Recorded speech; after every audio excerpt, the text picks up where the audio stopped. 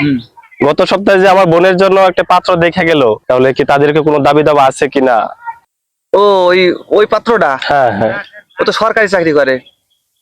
না বাপু, ওদের খুব ভালো, ওরা বংশ ভালো। হ্যাঁ, ওরা আমার বলেলো যে ঘটক চাচা, আমাদের কোনো ডিমান্ড নেই, আমাদের তো সবকিছু আছে, শুধু ওই ছেলে ছেলে অফিসে যাওয়া আসা করে, বলেছে যে একটা আনোয়ার 5 গাড়ি দিতে পারলি এটা হচ্ছে অফিসে যাবে, কোনো দাবি দাবা নেই।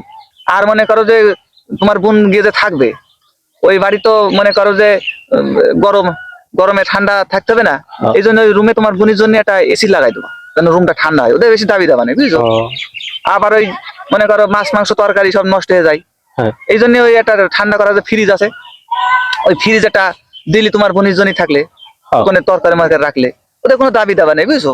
আর ও বলেছে যে ওদের মেয়ে ওরা যদি সাজাই দিতে চাই দেবে, না হলে দেওয়ার দরকার নেই, আমাদের কোনো দাবি দাবা নেই বাপু। ওই মেয়ে হচ্ছে সাথে তোমার 15 ভরি স্বর্ণ দিয়ে দেবে, ওই মেয়েরই থাকবে, ও, আচ্ছা। বুঝছো। ওই হ্যাঁ। মেয়েরই থাকবে 15 ভরি স্বর্ণ, ওই ছেলের পক্ষে কোনো দাবি দাবা নেই, বুঝতে পেরেছো। ওরা হ্যাঁ। কিন্তু বংশ খুব ভালো, ওদের কোনো দাবি দাবা নেই। ঠিক আছে, তুমি বিয়েটা ওখানে দিতে পারো তোমার বোনের।